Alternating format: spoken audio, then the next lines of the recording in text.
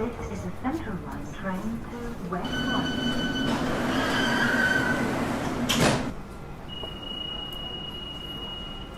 Ladies and gentlemen, Exponential technology is changing the way we live, work, and play. But the human mind does not deal with exponential thinking very well. We are seemingly on the first step of a staircase that promises to carry us into an unknown future that many of us are simply not prepared for. So to understand the current state of the world's most powerful exponential technology, I have traveled to London Tech Week to meet up with some of the world's leading technologists and thought leaders to help you understand the implications of these technologies on your world. My name is Matt Brown, and this is the State of X.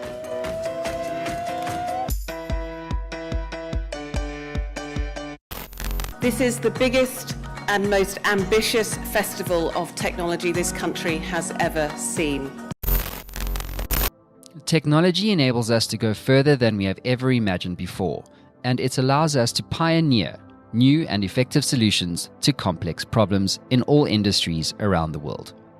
There are countless advancements taking place that are improving the quality of life for those who are in need of innovative technology solutions, particularly in the realm of healthcare. Access to vital information and global research, combined with the rapid advancement of technology, has led to a more holistic understanding of medical conditions and ailments. In the light of this newfound knowledge and technological capability, massive strides are being made in assisting patients with conditions like Parkinson's disease, where those inflicted suffer from immense shaking and hand tremors, making it almost unbearable to complete even the simplest everyday tasks, like eating a meal with utensils or drinking a cup of tea.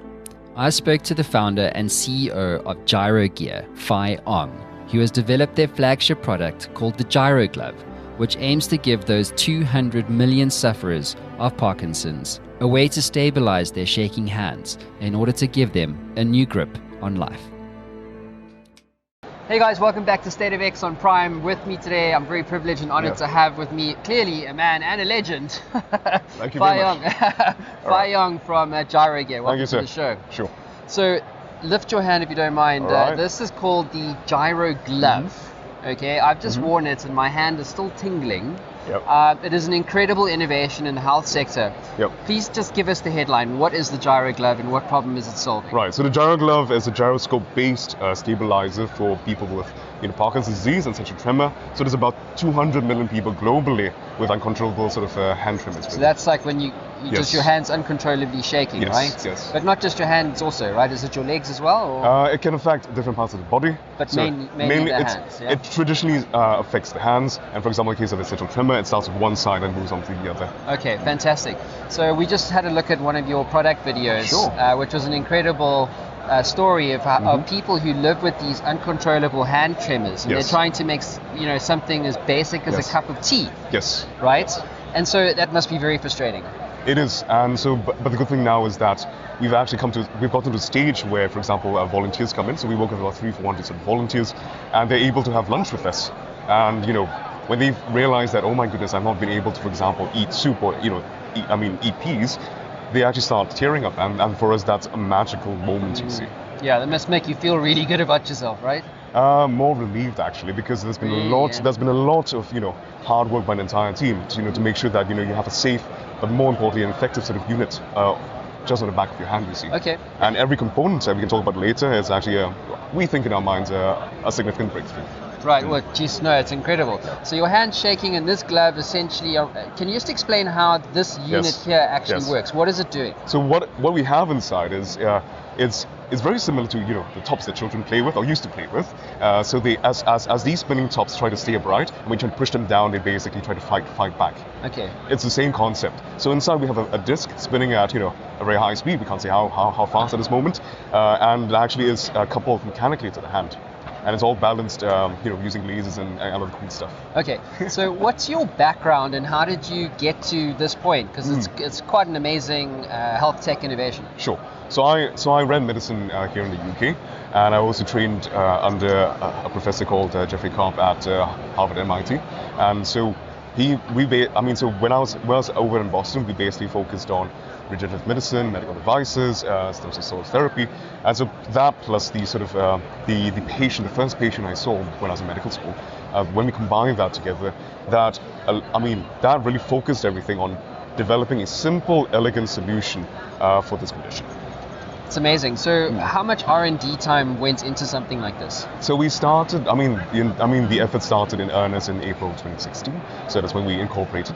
And for example, in order just to get this unit balanced, we've had to be able to, to take, technology, again I can't specify, technology from disparate industries, and to ensure that this unit alone is balanced to about, I would say, over 100 times more finely than a satellite. What? Yeah. No way. Yeah, that's. When we got reports as to how high a grade of balance we got, we were actually quite shocked. That's 100 times more balance. How does one even try and tackle a problem like that? So again, we've had. So the key thing is that no one person has knowledge in order to has necessary knowledge. So we've gotten, for example, people. Our engineering director, he was a tech director at the largest supercharger manufacturer. And then, of course, we have other people who, for example, work with lasers, who work with fine rotational engineering. Yep. And so you put these guys in a room, and they basically can figure out again how you actually get such a small system safely in the back of your hand. And the most importantly, it has to be able to last at least 3 years, basically. Mm-hmm. So tell me something. I assume you're a startup still, or Yes. are you beyond that? Okay. We're still. You're scaling up. Scaling up. Scaling up. Okay. Yes. So did you bootstrap this? Talk to us about how do you fund an innovation like this? Obviously, you have a great team. You have a great. You understand the Yes. space. You're a doctor by trade. Sure. So talk to us about funding a product like this. What have you learned? So I think the most important thing is that we're absolutely grateful to both the British government and the European Commission, because they funded us to a good few million, basically. And that basically has kept all the powder dry, so to speak. And we've been able to go very, very quickly from a concept, again putting in all of that sort of precision engineering into this. Again, it's a simple concept, but the iteration is massively tedious, you see. And all that support from these two bodies has been wonderful. Yeah, amazing. We've been engaging quite a lot with the Department of International Trade here. Have they been instrumental in? They have been fantastic because they as a unit have always been there to give us support and guidance as to how to export, who you should be looking for, and by the time we get to market, again we have the entire sort of I would say the British governmental service at our back, which is fantastic. It is. So tell me, is there any AI in this? At this point in time, we can neither confirm nor deny this. That is all I can say. Good answer. Yeah. At an AI conference. Yep, No AI. yep. So tell me something, looking back at your journey to date, Yes. what stands out for you as a key lesson? Or is there something that you would do differently? The most important lesson is that you have to care enough, and that's how we hire people. So again, for example, bringing people into the business, that is the most important factor, I would say, of running this entire enterprise. Because all of us here, engineers, medics, commercial directors, all of us have given up a very lucrative career in order to be able to work on this. And the thing is, you don't stay, you don't put in your efforts, and people wonder why we work weekends, why we work, till late at night. It's because, we want to deliver something that is of value to people. And that is what because there will always be technically competent individuals, but whether or not you can put in the extra bit just to make this really special, I think that's important. Yeah. And it shows when you actually work with your customers. When they come in, let's say on Saturday or Sunday, and again they have that lunch and they do testing with you, they come all the way down, you see. But are you able to provide that responsibility and that integrity in developing your product? Yeah. I love what you just said, because it's an interesting thing in the sector that we play in, which is technology, Yes. right? Or ed tech, health Yes. tech, edutech, Yes. etc. Do you feel like as a community we care enough? We care about different things, you see. And again, right now in the news, of course, we see the whole issue of very non-appropriate sort of news, you see. Yeah, and that's one way to put it. And what are we looking for? Are we targeting to maximize our financial value? Are we looking to target, in our case, for example, to maximize our sort of user value? And we think that as a company, if you focus on your customers and you're actually very, very sincere in producing the best products for them, everything else will follow, you see. And I think that confusion is unfortunately a product of our times. Yeah, absolutely right. So that is where I think, if people realize that, hey, what if we actually, stopped, thought about how to better serve our users a bit more rather than just blindly chase, the dollar signs, so to speak. I think that actually, counterintuitively gets you your financial backing anyway. Yeah. But it's kind of like what Amazon's done really well, right? They've pursued vision and growth over short-term profits. Yes. And that's what's made them a $1 trillion market cap company, right? Yes. Yeah. So, all right. But anyway, horses are horses. So let's wrap this up. Tell me Sure. something. What does the future look like? I mean, you mentioned 200 million people around the world. Yes. That's just a huge number. Yes. What does this product look like in, say, 3 years' time? 3 years' time. So, I mean, right now we're already working on following on your question just now, we're already working on intelligent versions. I mean, we have all the data. We're already determining, for example, how the data is correlated with disease state. Again, I can't give any too much detail.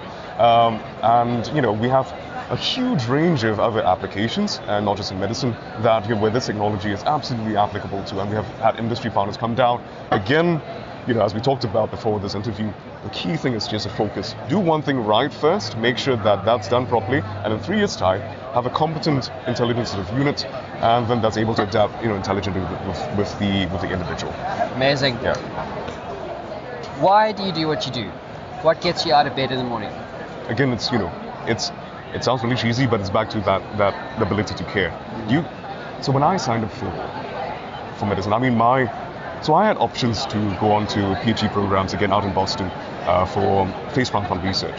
So that was my clinical interest, plastic surgery, craniofacial sort of reconstruction. And my entire career was basically going through that, you see. But it came to a point where, aside from investors and the government saying, you have to be full-time, it came to a point where you had to decide. When you say that you want to help as many people as best as possible at your medical interviews, do you really mean that or not, you see? So, if it could just be a passing statement, but if you really actually act on it, then you have to decide and focus on what could help as many people as best as possible. So that's the reason why I get out of bed every single day. Well, this is proof of that. 100%. Fingers crossed. Faii Ong, you're a legend, Thank mate, you, and I thank you wish very you all much. the very best. We'll need it. Thank you very much, sir. Cheers, guys. All right, thank you. But it's a nice, sterile environment, and they get the kind of everything, the procedure right, and then they go and do the training for real. I just think this is the tip of the iceberg. It's I'm fire, but police, ambulance, they're all going to be looking at this because we work together at so many different incidents.